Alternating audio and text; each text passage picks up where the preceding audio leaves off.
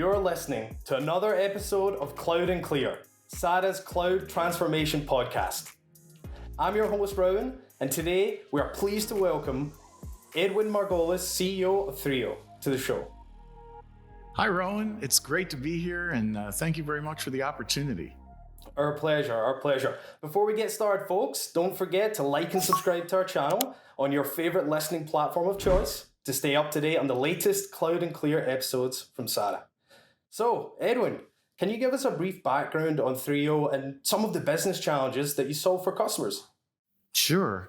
Well, Thrio's been around for 6 years, and it's made up of a team of people that are just lovers of technology and lovers of solving problems for customers. The customers that we have, have very complex challenges. High transaction environments, answering the phone, answering emails and chats for customers. It's a highly complex environments in healthcare, insurance, retail. So, we're essentially in the CCaaS business, and that means, contact center as a service. And we've been doing it for a long time. In fact, me and my partners have been in the business for decades, and this is our third business together. That's why we call it Thrio. Oh, that's awesome. I love that. Yeah. Some of the biggest problems that we're trying to solve for customers is the complexity that is required when you're doing, high transaction volume transactions. For example, you have to hire typically a lot of different vendors, one for chat, one for email, one for AI or list management, one for, voice for, contact center. And, you end up a lot of times with this Frankenstein of 14 vendors, and then right. Integrating them all together is very costly. So we have kind of an all-in-one approach to things that collapses all those many relationships down into one core relationship, which makes it a lot easier for customers. I can tell that, absolutely. That's fantastic. Well, I'm curious, with the implementation, what's the argument to keep call centers at all? Why not just replace with AI? Well, that's a provocative question. In fact, it's been asked many times, and depending on what constituency you're part of, you're going to kind of take sides. Well, let me state that we're very long on humans, as it were. We look at AI as a way of augmenting the tasks that humans have to do, whether those humans are customers, consumers, or whether they're agents or supervisors or site managers. Human beings are going to be needed. I remember back in the 80s when I first got started in this business, we started to automate things using speech recognition. I was at Dialogic at the time, and everyone was saying, "Oh, these robots that speak to you on the phone and allow you to talk to them, they're going to take over. They're going to take over. You're not going to need people anymore." So people have been, just to kind of put some context around it, people have been saying that since the 80s. But I would say that we're long on humans, and I think the judicious use of AI, where it moves the needle of productivity, is where we are, right? We really care about making life easier for customers, reducing friction. AI helps us to do that, right? But we also care about the workforce who is servicing those customers, reducing friction for them so that they don't quit or burn out. You see, because a burned out agent is not an agent that's doing a good job of keeping customers happy, right? So I would kind of characterize our view of things as being bi-directional, that AI can serve a multiple constituency, that it's not just meant to push people down a cattle chute of automation, but rather it's meant to augment the experience, the customer experience, in a way that helps them to finish tasks quicker and to have less friction. That's a fantastic point. So the idea of instead of sort of replacing the human or the employee or the worker, you're augmenting their abilities and freeing them up through the productivity gains to do higher value work ultimately, and perhaps also more enjoyable work, because a lot of the work that an AI would do is stuff that can be stuff can be very repetitive and not enjoyable or creative. So it would free up time for that individual to do that kind of work. Is that right? Yeah, in fact, let me give you an example. Let's take call summarization. You know, when you call to complain about your cell phone bill, or that your electric bill was too high, or you want to complain that you didn't make that telephone call, whatever, you're talking to someone, a human being on the other end of the line, and they're diligently taking notes. Okay, they're taking all kinds of notes, and they're typing and they're typing. And at the end of the call, when they go into what's called wrap up mode before they take the next call, it's their responsibility to assess the condition of the call, the sentiment of the speaker, what happened, the fundamental action steps that need to be taken, downstream processes that have to be kicked off, and so on. And typically that manifests itself in the agent typing up a summary of the call, jamming that summary into some CRM somewhere, some customer relationship management system, and then dispositioning the call. That is to say, indicating whether the call was a success. Did you make the sale? Did you satisfy the customer? Blah, blah, blah. Right? Now, all of that wrap-up work is very time-consuming. If you had a 10-minute conversation, right, with a customer, and then you're trying to assess, okay, what happened here? Let me think of, okay, this happened and then that happened. Let me type that up. It takes a minute, minute and a half, 2 minutes to type up that note. Now, imagine this. Imagine that not only do you get the gist of the conversation, that you as an agent might see the actual words being spoken by the customer on your screen as the agent, and then at the end of the call, it summarizes everything that was said into a nice tight paragraph that has sentiment embedded. It might say, customer called, was very upset about such and such a fraudulent charge on their bill. Agent tried to ameliorate the customer's concern by saying that the fraud department would be alerted immediately and that charge would be taken off the bill. Nice and tight. And imagine further that summary gets automatically plopped into the CRM, and that the summarization then further helps to auto disposition the call so that the agent can then go right to the next call and not be bothered with the tedium of typing all that up. That's a wonderful example. Well, and everything I just said, we're doing that. That's right? Fantastic. So yeah, it makes for great trade show demos. I mean, people loved it. I mean, we had people coming into the last trade show we went to, and we put headsets on and we said, here, you pretend to be a customer. Here's the scenario. You're angry about your bill. Go ahead and call this telephone number. You'll go through the system and you'll talk to this gentleman over here, and we want you to complain loudly. Right. And then at the end of the call, of course, it summarized it with all the sentiment and everything in there. And people were just blown away with the accuracy of it. And of course, we're using SADA and Google, to facilitate this, and using VertexAI, to do the generative AI steps that are required to do such a thing.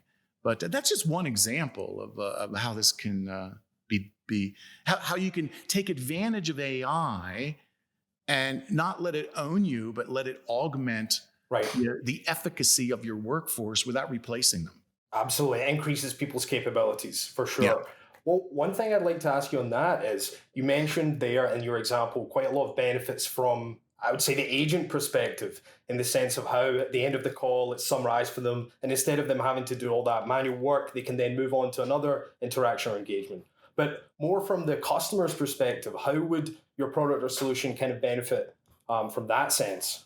I mean, we've all been dealing with interactive voice response systems for many, many years, right? But there's a twist on it now. Again, using similar technology from Google, we have another capability called Secure Agent Payment Assist, where if a customer calls into a contact center and they want to use their credit card to facilitate a charge, but they might be a little bit paranoid about allowing the agent ostensibly to kind of jot down on a Post-it note credit card number and an expiration date, and then go buy a trip to Hawaii. So the people are really paranoid about fraud and about hijinks that can occur. So how might AI benefit that person? Well, we have this PCI compliant capability where the agent can say to the customer, well, one moment, please, would you like to pay that with your credit card? I won't be able to hear or see the credit card number. I can let you talk to our automated system that'll grab that information from you, validate the charge, and then it will automatically put everything in the CRM, and I won't see or hear anything. Would you like to do that? Oh, yes, I'd like to do that, the customer says, right? And the customer has this feeling of security. The customer feels like, oh, okay, this is not going to be some really weird thing where they're going to steal my credit card. So it engenders a spirit of security, in that safety in that person. I'll give you another example. We have a healthcare wellness program customer that works on behalf of insurance companies, where nurse practitioners that are called care coaches, talk to patients. They might have diabetes, or they might have special medication, and they get on the phone or they chat back and forth to have these dialogues that help people with taking the right medicine or their dietary concerns or whatever. And as you can imagine, some of these people, especially if they're very ill, they might sometimes feel depressed. They might feel not well. They might feel like they need some help that is beyond medical and might even get into psychological, right? So, we have a customer who scans the chats that are going back and forth in that system.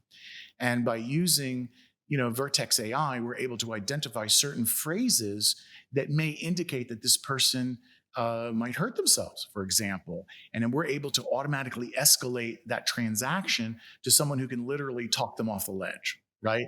So, that's a benefit to the customer, to the consumer, because in this particular instance, that person might be hurting really bad and they might really need help.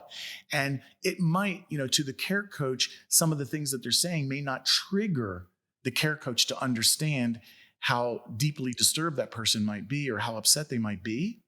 So the machinery, the AI, can actually lend a hand in grabbing the appropriate talent and pulling that person in to help them with that situation. So this is a real world example, again, of how this technology can be used to help people, on the consumer side. I mean, and our role here at Thrio is we're kind of wranglers, right? We're, just to give you kind of the ranch analog of this, we're basically roping and tying these little calves and wrangling them and wrestling them to the ground. And we're taking this technology and we're wrestling it to the ground. We're simplifying it, packaging it, and making it effective in terms of moving the needle of productivity for our customers. We're wranglers in that regard. I love that. And I love that example that you gave there. I heard you mention VertexAI, and that prompted me to think, how does Google Cloud and SADA fit into the picture for you? Well, it's kind of central to our architecture because, when we decided to create this company, Thrio, one of the design imperatives was to create an architecture that was not only robust, but also highly secure and highly resilient. So we're taking advantage of Kubernetes, of containerization, of microservices. We have a completely decomposable platform where everything that's done is done via a REST API. It's super, super modern. But being able to rely on SADA and Google in terms of the worldwide deployment of our software is a very, very important part, because we need to have multi-zone redundancy. In fact, we have multi-region redundancy. We're using Google BigQuery for our transactional databases. We're using MongoDB Atlas for configuration data, and it's all triple redundant. So using the SADA and Google relationship is very important to us, because we can deliver to our customers the resiliency that they require. In fact, not only resiliency, but we are also one of very few vendors that can actually upgrade our software, add features on the fly, and kind of, if I could use the example of, changing the tires on the bus as it's rolling down the road. In other words, we don't have maintenance windows. We never send an email to our customers saying on Sunday between the hours of 3 and 5 a.m., system will be down for maintenance. Oh, no. But because of Kubernetes and because of the load balancing capabilities that we have inside of Google, we're able to get those things done in a graceful way that doesn't interrupt service, that provides good business continuity. So, I would say that overall, what SADA and Google deliver to us is predictability in terms of how we can deliver services to our customers in a highly resilient way. Well, that's fantastic. Listen, let me say on behalf of SADA and also Google Cloud as well, we're absolutely delighted to be partnered with you. I Well, do want thank to you. ask you one last thing, which Yep. is coming down the road in the future, do you have anything planned or do you see anything maybe happening sort of more broadly in the industry in terms of trends that you want to talk upon at all? Oh, sure. I believe that this thing we call generative AI is kind of, at present taking front and center. But, my view of the future, our view of the future, in fact, is that, we have only scratched the surface in what is going to be available. Take, for example, the idea of rolling up journeys, taking a look at the journey that a customer has done, where we're already collecting breadcrumbs off of the websites and breadcrumbs off of the other modalities, whether it be SMS or interactive voice response, and we're weaving them together into a mosaic that allows us to understand the behavior of customers. Now imagine taking that journey, running it against a generative AI engine, and summarizing what happened for certain products, certain campaigns, certain advertising, right? And being able to peer down into the transactions and peel back different layers and then summarize that and make summaries of summaries so that you get trend analysis and you understand impacts, cause and effect in your CX. This is just a thrilling prospect to be able to do that, and most importantly, to do it in real time, right? It's the real time aspect of it that is thrilling, because you can make course corrections in a customer experience as they're experiencing it, and do something about it, versus the way we used to do it was, well, somebody got hurt and they're angry and they're licking their wounds after a certain transaction, and we can report on it after the hurt has been hurt, right? But now you can grab data midstream, summarize that data, escalate it, and have a hand in understanding how you can make it better while the customer's still interacting with you. That's the future. Now, granted, we're nipping at the edges of that already. There's companies out there that do real-time analysis, but I think it's going to go to the next level.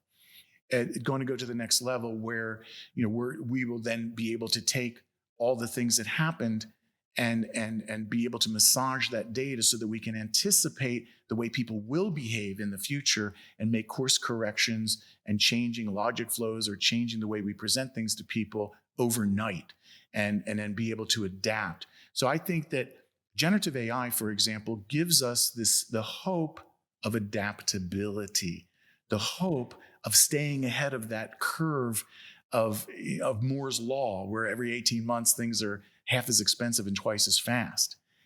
So the hope that our customers are hanging on to is that we at Thrio will be able to continue to stay ahead of that curve and to act as their kind of, call it, technology general contractor, and keep swapping in the greatest new algorithms, the greatest new things, so that we can anticipate their needs in the future. So I think that it's going to be more of the same in the future, but a little bit more sophisticated. Prices are going to come down. And I think, it's just a new frontier of CX. It's a new frontier to be able to peer into the insights that you get out of analyzing all these transactions and doing it in real time. Very exciting stuff. Well, I saw that you mentioned generative AI quite a lot in your answer there, and I don't know if you caught any of the updates at Google Next last week, but Google has a huge focus on generative AI, both in the areas of productivity and collaboration, and also in sort of the Google Cloud sphere as well. And I'm very excited to see how that develops over time. I think it's going to be fascinating. And yes, me too. We have our fingers on the pulse of that, and everyone in engineering development and product strategy is very excited about it. That's fantastic. And so are the customers. Absolutely, of course. It's hard not to be. Well, thank you so much for joining us today, Edwin. We really appreciate it. Let me ask you one final question, which is, where can anyone watching or listening along here find out a bit more about Thrio and what you offer? Well, I think the easiest way is just go to thrio.com. That's THRIO.com. And there's videos there. There's case studies and other information about the platform. Outstanding. Well, folks, please go and check it out if you like what you hear.